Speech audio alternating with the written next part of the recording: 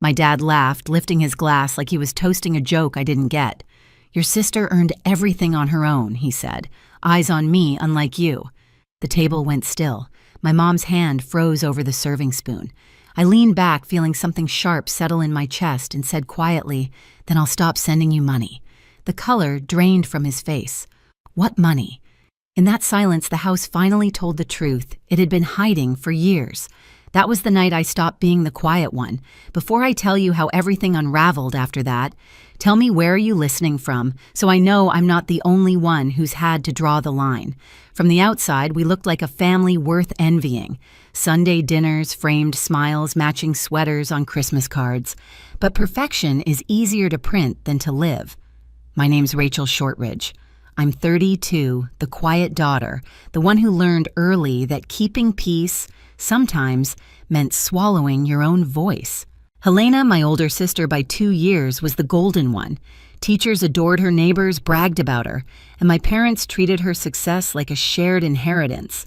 My dad, Frank, ran our house the way he ran his old restaurant. Every opinion had to pass through him.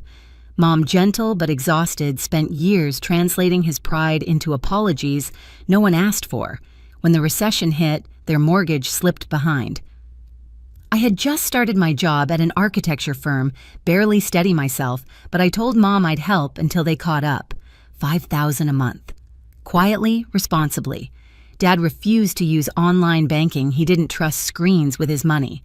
So I wired everything to Helena's account. She promised to deliver it in cash, or checks said it made things easier.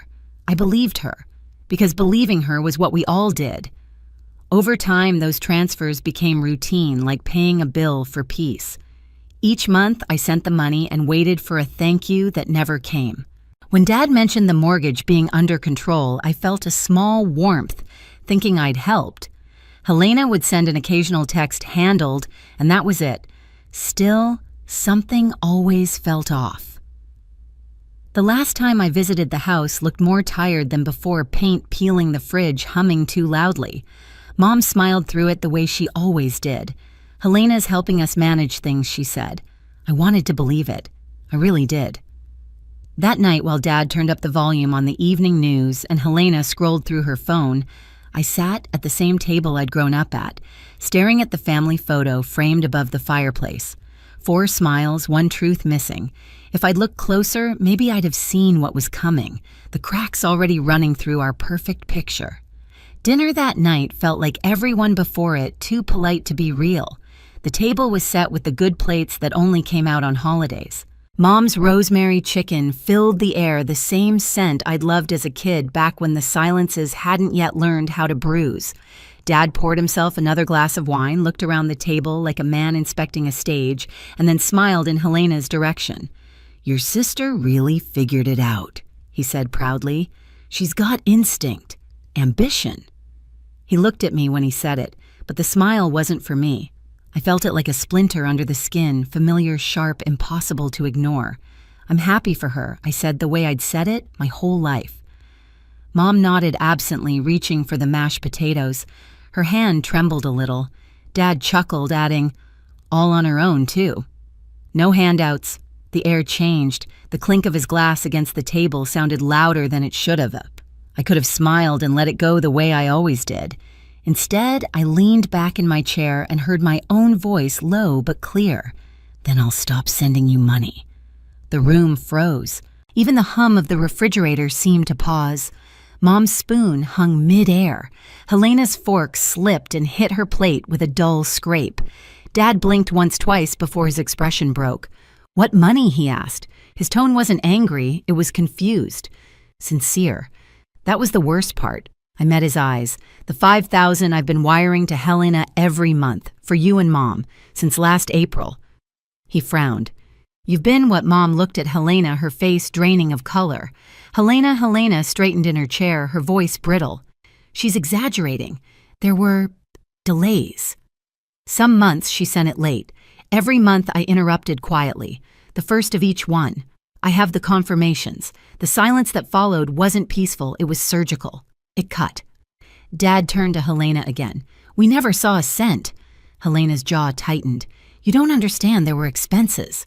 Investments. What kind of investment costs $60,000 and leaves you with nothing to show? I asked. Her eyes flashed.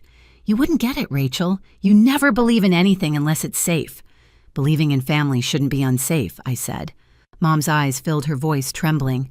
Helena, is it true? Helena looked away. It's complicated. The steam from the food had gone cold. I stood up, pushing my chair back slowly. Then I guess it's her problem now. Dad's hand gripped the edge of the table. He looked at Helena again, but she wouldn't meet his eyes.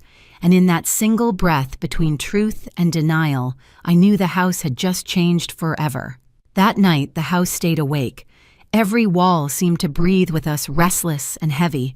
I lay in my old room, staring at the ceiling, tracing the faint glow of the plastic stars I'd stuck there when I was 16. Down the hall, voices murmured, Mom crying softly, Dad pacing. Helena's door stayed shut. I turned on my lamp and opened my laptop. The habit was automatic now. Check the payments, the transfers, the statements. Each line stared back at me like an accusation, $5,000 on the first of every month. My own digital fingerprints on a crime I hadn't meant to commit. $60,000 in total. Gone. The next morning, Dad sat at the kitchen table with his head in his hands. Mom stood by the window, still in her robe, coffee gone cold. She says it's tied up in something Mom whispered. A company. A company doesn't eat mortgage payments, I said. It eats trust. Dad's jaw flexed, eyes red. We'll talk to her when she wakes up. But Helena didn't wake up. She was already gone. Her car missing from the driveway, her room empty except for a perfume cloud that lingered like a lie. A single sticky note sat on her dresser. Don't overreact, I'll fix it. I stared at the words until they blurred. She's not fixing anything, I said. She's running. Mom began to cry again, small broken sounds. Dad grabbed his coat, muttering something about finding her. I caught his arm. Wait, you can't chase her without proof. Let me handle this. He looked at me like he didn't know whether to trust me or himself. Then he nodded once. That day I did what Helena never expected. I worked the problem like a blueprint. I started with the structure, every transaction, every date, every message. Then the weak points where the money changed hands. Each transfer confirmed Helena's account every time. Evan came over that evening, my laptop glowing between us. You're digging deep, he said quietly. I have to, I replied. This isn't just about the money, it's about how long she thought she could lie to me and get away with it. He nodded. What's your next step? The bank, I said. And then a lawyer. At the branch, the manager frowned as she looked through the records. These were all redirected, she said, pointing to Helena's name. Account holder used the funds for private transfers, looks like another intermediary. To who? I asked. She hesitated. A man named Mason Vale. I felt something inside me lock into place. A name, a direction, a trail. When I walked out of that bank, the cold January air hit my face like a vow. I pulled my coat tighter and whispered to myself, you wanted to play with trust, Helena, fine. Let's see how much truth costs. 3 nights later, the doorbell rang just after sunrise. I was in the kitchen with Mom, both of us running on little sleep and too much quiet. Dad was still upstairs sorting through papers he no longer trusted. When I opened the door, a man stood on the porch, jeans hoodie, the kind of smile people practice in the mirror. Morning, he said easily. You must be Rachel. I'm Mason. The name landed like a stone. Helena's Mason, he chuckled. I guess you could call me that. Behind me, I heard Dad's footsteps, slow but heavy. He came to stand beside me, his voice low. What are you doing here? Mason held up a small folder like a peace offering. Just clearing up a misunderstanding. Helena asked me to drop these off, proof of our investment. Mom appeared in the doorway, pale and trembling. Investment, Mason flashed his grin again. Startup work. We're building an app connecting local artisans with clients. Scalable, forward thinking, you know how it is. I stepped aside. Show us. He entered like he owned the place, spreading out glossy printouts across the table. Mock-ups, fake charts, random buzzwords, phase 1 projected growth, beta launch. Not a single number added up. Dad flipped through the pages, face tightening with each turn. This is nonsense, he said. Mason's smile faltered. Every big thing starts small. $60,000 small, I shot back. He looked at me, still pretending calm. "You've been talking to Helena." "No," I said. "I've been talking to the bank." The air shifted. Mom clutched the back of a chair. Dad's breathing grew rough. Mason leaned on the counter, casual again, but his eyes were sharp. "You don't understand," he said. "She wanted this. She believed in me." "And you let her believe," I said, "because it paid your rent." Before he could answer, the sound of tires crunching on gravel filled the silence. I turned to the window. Helena's white sedan pulled into the driveway. She stepped out, sunglasses on, though the sky was gray. The door opened, and there she was, hair perfect, coat too. Expensive, smile practiced. When she saw Mason, her expression cracked. "What are you doing here?" Mason's voice softened instantly. "Babe, I told you I'd fix it." Her jaw tightened. "You weren't supposed to come here." Dad's voice was quiet but deadly. "You took your sister's money. You lied to us." Helena's eyes flicked between us. "It's not what you think." "Then explain it," I said. "Because 60,000 disappeared, the mortgage fell behind, and somehow he's driving a new car." She looked at Mason. "You said we'd double it in a year." His shrug was careless. "Plans change." "Plans?" Dad's fist hit the table so hard the glasses rattled. "You stole from your own family." Helena flinched but still clung to the illusion. "It's not stealing if it's an investment. We just needed time." Mom's voice broke.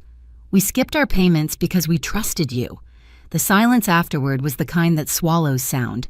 I took a step closer to Mason. "So what's your real job?" He smirked. "I'm an entrepreneur." "Funny," I said. "Your last business owes back child support." His face twitched. Helena turned toward me, shocked. "What are you talking about?" I pulled out my phone and showed her the messages the woman with the toddler who'd knocked on our door yesterday. "She's been looking for you, Mason." "For him." Helena's hand went to her mouth. "You lied to me." He sighed like a man tired of drama. "I didn't lie. I just didn't tell you everything. That's the same thing I said." Dad moved around the table, standing toe-to-toe with him. "You're leaving this house. Now." Mason's smile vanished completely. "You can't stop her from seeing me. She's an adult." Helena's voice was shaking. "I'm not going anywhere with you." He reached for her arm, and instinct kicked in. I stepped between them. "Don't touch her." The sound of sirens grew louder outside. Mason froze, eyes narrowing. "What did you do?" "Just returning the favor," I said. "I called the police an hour ago. They're very interested in where the money went." He backed toward the door as flashing lights painted the walls red and blue. 2 officers entered. "Mason Vale," one asked. Mason tried to laugh. "This is a mistake." But his voice broke when they cuffed him. Helena sank into a chair, her entire body shaking. Dad leaned against the counter, pale and silent. Mom cried into her hands. As they led Mason out, he turned to me, his voice a whisper meant to cut. "You think you've won. There's always another version of me out there." I met his eyes. "Then I hope she finds someone like me, too."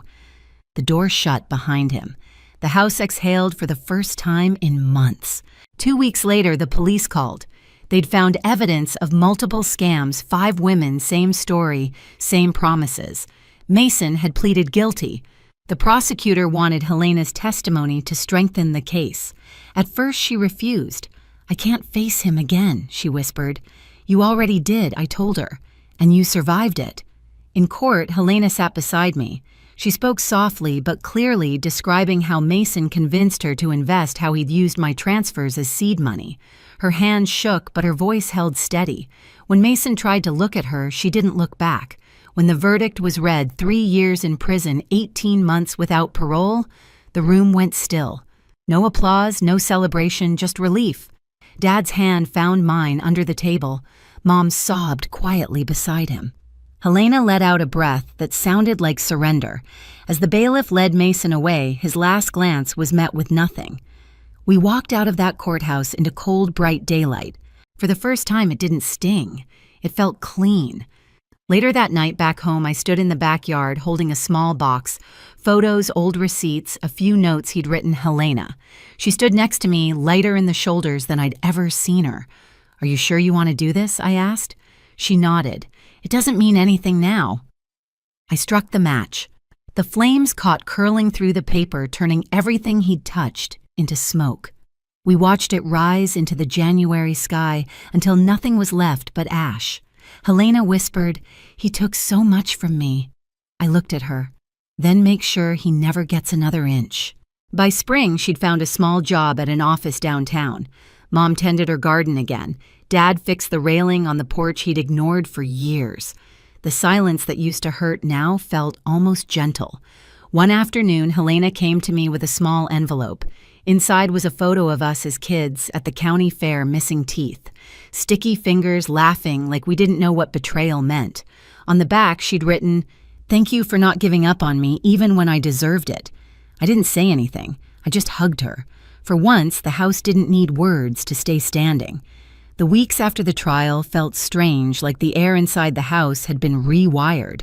Mom started leaving the curtains open again, sunlight spilling across the kitchen tiles. Dad took long walks in the morning, no longer carrying that tightness in his shoulders. And Helena, she didn't try to perform anymore. No perfect hair, no expensive perfume, no excuses. Just her quieter, humbler, still finding her footing. She found work as an office assistant downtown. It wasn't glamorous, but she said it felt honest. Every evening she came home with a packed lunchbox and new lines on her hands, the kind that came from effort instead of guilt. Sometimes I'd catch her sitting in the garden with Mom planting herbs. The same rosemary Mom once used to season the chicken that started everything. One night, Dad sat beside me at the table while I went through some bills. "I think we made her this way," he said softly. "We kept calling her special until she thought she couldn't fail." I looked at him. "We all played our part, but we're fixing it now." He nodded, exhaling. "I'm proud of you, Rachel." It hit harder than I expected, maybe because it was the first time he'd said it without comparing me to anyone else. Later, Helena joined us carrying 3 mugs of tea. "We'll be okay," she said, half to herself, half to us. For the first time in years, I believed her. The house was finally quiet, but not the kind of quiet that hides pain. This was a different silence, the kind built on truth. A month later, I packed my suitcase for Seattle. A new job, a new start. The morning light pooled through the kitchen windows as Mom folded laundry and Dad read the paper like old times. Helena walked me to the car, her sweatshirt sleeves pushed up, a faint smile on her face. "You're really leaving," she said. "It's time I answered." She slipped an envelope into my hand, a photo of us as kids, holding cotton candy cheeks sticky with sugar. On the back, she'd written, "Sometimes you have to lose everything to see what's worth keeping." As I drove away, I looked once in the rearview mirror. The house looked smaller but lighter somehow. Family doesn't break you unless you let it. If this story hit close to home, share yours in the comments and subscribe for more.